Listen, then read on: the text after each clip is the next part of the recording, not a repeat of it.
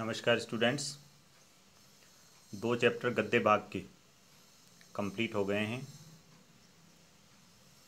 तीसरा पाठ महावीर प्रसाद द्विवेदी लेखक का नाम है और इनका एक निबंध है जिसका नाम है स्त्री शिक्षा के विरोधी कुतर्कों का खंडन। महावीर प्रसाद द्विवेदी का परिचय पढ़ते हैं। पहले महावीर प्रसाद द्विवेदी का जन्म सन 1864 ईस्वी और मृत्यु सन 1938 ईस्वी में हुई। महावीर प्रसाद द्विवेदी का जन्म उत्तर प्रदेश के रायबरेली जिले के दौलतपुर गांव में सन 1864 में हुआ था। इनके पिता पंडित राम सहाय दुबे कान्यकुब्ज ब्राह्मण थे। कान्यकुब्ज ब्राह्मण उन ब्राह्मणों को कहते हैं जो कन्नौज और अवध अयोध्या के आसपास के क्षेत्र में रहने वाले जो ब्राह्मण हैं उनको कान्यकुब्ज ब्राह्मण कहा जाता है। पारिवारिक आर्थिक स्थिति अच्छी न होने के कारण स्कूली शिक्षा पूरी करके उन्होंने रेलवे में नौकरी कर ली। घर की आर्थिक स्थिति ठीक नहीं थी, इसलिए स्कूली शिक्षा पूरी करने के बाद रेलवे में नौकरी की। लेकिन स्वाभिमानी स्वभाव के धनी द्विवेदी जी ने कुछ समय के बाद ही रेलवे से इस्तीफा दे दिया, रिजाइन कर दिया।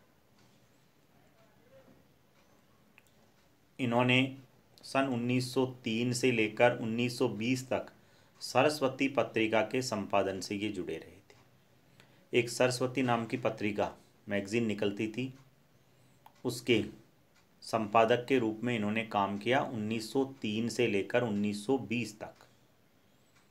सन 1938 में महावीर प्रसाद द्विवेदी जी का निधन हो गया।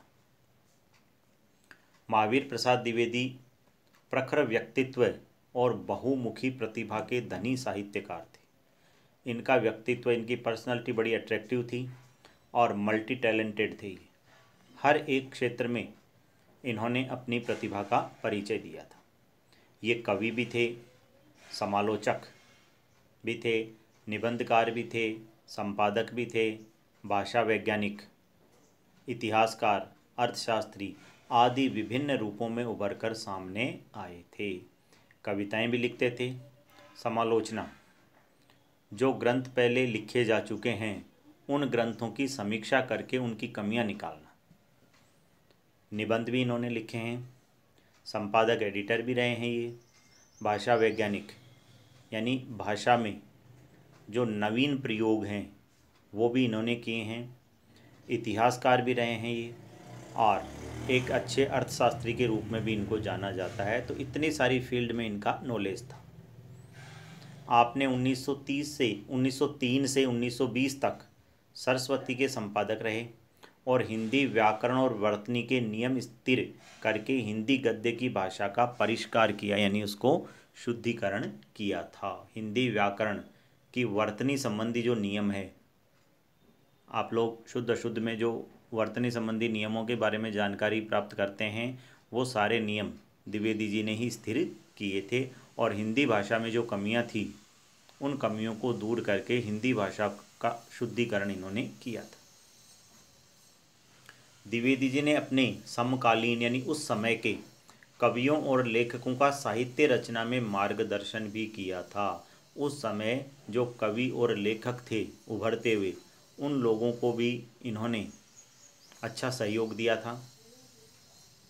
इसी कारण आधुनिक हिंदी साहित्य के द्वितीय उत्थान यानी सुधार काल को महावीर प्रसाद द्विवेदी के नाम पर द्विवेदी युग भी कहा जाता है। इसीलिए सुधार काल 1900 से लेके 1918 तक का जो टाइम पीरियड है उसको हिंदी साहित्य में सुधार काल या द्विवेदी काल के नाम से जाना जाता है। और ये द्विवेदी जी वही द्विवेदी जी हैं। इनके प्रयासों से ही खड़ी बोली काव्य की भाषा के रूप में प्रतिष्ठित हुई थी और खड़ी बोली हिंदी को इन्होंने कविता की भाषा बनाया था। पहले कविताएं अवधी और ब्रज में लिखी जाती थी। इन्होंने प्रयास किया और हिंदी खड़ी बोली को हिंदी खड़ी बोली में कविताएं लिखने पर इन्होंने जोर दिया था। द्विवेदी जी ने भारतीय जातीय परंपरा का समालोचन दृष्टि से गहन अध्ययन किया। भारत में जो जातीय परंपरा है, उस जातीय परंपरा का समालोचन दृष्टि से, समालोचन दृष्टि कहते हैं उन जातियों की जो अच्छाइयाँ थी वो भी इन्होंने बताई और जो बुराइयाँ थी वो भी इन्होंने बताई थी। और कहा था प्रासंगिक एवं विवेक सम्मत परंपराओं का समर्थन और रूढ़ियों का विरोध किया था। इन्होंने कहा कि हमारे समाज में, हमारा समाज जातियों में बटा हुआ है, उन जातियों में कुछ अच्छाइयाँ हैं और कुछ बुराइयाँ हैं। उन जातियों में कुछ परंपराएं ऐसी है जो अच्छी है, उन अच्छी परंपराओं का तो इन्होंने समर्थन किया, और जो रूढ़िवादिता है, अंधविश्वास है, उन सब का इन्होंने विरोध किया था। इनके लेखन में सरलता है, सुबोधता है, परिनिष्ठता है, ये सभी गुण इनकी रचनाओं में झलकते हैं। इनकी रचनाएं देखिए साहब, मौलिक रचनाएं जो इनकी है वो है काव्य मंजूषा, सुमन, अबला, विलाप, कान्यकुब्ज, कविता कलाप, ये कविताएं हैं, सारे काव्य हैं। अद्भुत आलाप, संपत्ति शास्त्र, महिला मोद, रसज्ञ रंजन और साहित्य सीकर, ये गद्य की रचनाएं। अनुदित रचनाएं जो इनकी है, जो दूसरी भाषा में थी, इन्होंने अनुवाद किया। विनय विनोद, स्नेहमाला, ऋतु तरंगिणी, ये पद्य में।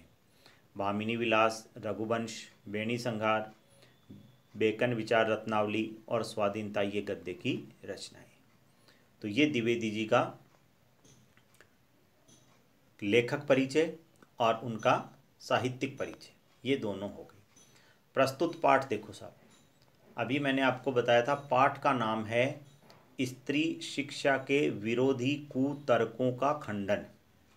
बड़ा है थोड़ा सा, लेकिन आप आराम से इसको समझ जाएंगे। देखिए, स्त्री शिक्षा यानी लड़कियों की या औरतों की शिक्षा, विरोधी विरोध करने वाले, कुतर्क, कुतर्क कहते हैं एक तो होता है तर्क देना किसी चीज़ का, और एक होता है कि ऐसी बात कहना जो बिल्कुल भी कोई बिना सिर पूंछ की बात हो, जिसका कोई आधार ही नहीं हो, उसको कहते हैं कुतर्क। खंडन, खंडन का मतलब होता है बात को काटना। तो इस पाठ में ये बताया गया है कि हमारे समाज में कुछ लोग ऐसे हैं जो स्त्री शिक्षा का विरोध करते हैं, और स्त्री शिक्षा के विरोध में जो बातें वो कहते हैं वो तर्क न होकर कुतर्क है, और उन सभी कुतर्कों का द्विवेदी जी ने खंडन किया है। ठीक है, ये पूरा पाठ का जो नाम है वो आपको मैंने बता दिया है। प्रस्तुत निबंध द्विवेदी जी के महिला मोद शीर्षक निबंध संग्रह से लिया गया है। मोद प्रसन्नता को बोलते हैं, खुशी। इनका एक निबंधों का संग्रह है जिसका नाम है महिला मोद, उस निबंध से ये रचना ली गई है। यह निबंध पहली बार सितंबर 1914 में सरस्वती पत्रिका में पढ़े लिखूं का पांडित्य शीर्षक से प्रकाशित हुआ था। अभी मैंने आपको बताया था 1903 से लेके 1920 तक इन्होंने सरस्वती पत्रिका का संपादन किया था। उसी सरस्वती पत्रिका में सितंबर 1914 में एक लेख छपा था। उस लेख का नाम, शीर्षक था उसका, पढ़े लिखूं का पांडित्य। पांडित्य कहते हैं पढ़े लिखूं का पांडित्य, यानी पंडितापूर्ण बातें करना, विद्वतापूर्ण बातें करना, ये उसका शीर्षक था। तो शुरू में इसका शीर्षक ये था, फिर इन्होंने एक स्वतंत्र पुस्तक के रूप में जब इसको लिखा तब इसका शीर्षक इन्होंने चेंज करके लिख दिया स्त्री शिक्षा के विरोधी कुतर्कों का खंडन। 21वीं शताब्दी में स्त्री शिक्षा विज्ञान, सरकारी सेवा, निजी क्षेत्र, व्यापार और वाणिज्य सहित सभी क्षेत्रों में पुरुष के कंधे से कंधा मिलाकर समाज निर्माण एवं विकास में अपना योगदान दे रही है। 21वीं सदी 21st सेंचुरी में महिलाएं जो हैं वो शिक्षा के क्षेत्र में आगे बढ़ी, साइंस के क्षेत्र में बढ़ी, जो सरकारी नौकरी हैं उनमें भी आगे आई, प्राइवेट जॉब है उनमें भी आई, बिजनेस में भी आई, और हर क्षेत्र में पुरुष के कंधे से कंधा मिलाकर बराबर इसने यह साबित किया है कि वह पुरुषों से कम नहीं है और समाज के निर्माण में अपना योगदान दे रही है। लेकिन इस स्थिति में पहुंचने के लिए स्त्री शिक्षा के पक्षधर सुधारकों को पुरुष प्रधान और रूढ़िवादी समाज से कड़ा संघर्ष करना पड़ा था। देखिए स्टूडेंट्स, आज प्रेजेंट टाइम में चाहे 10th बोर्ड का रिजल्ट आ जाए, चाहे 12th बोर्ड का आ जाए, चाहे पीएमटी का आ जाए, चाहे आईआईटी का आ जाए, हर फील्ड में लड़कियां लड़कों से कम नहीं हैं। हर फील्ड में लड़कियों ने यह साबित किया है कि यदि उन्हें उचित अवसर प्रदान किए जाए तो वह लड़कों से कम नहीं है।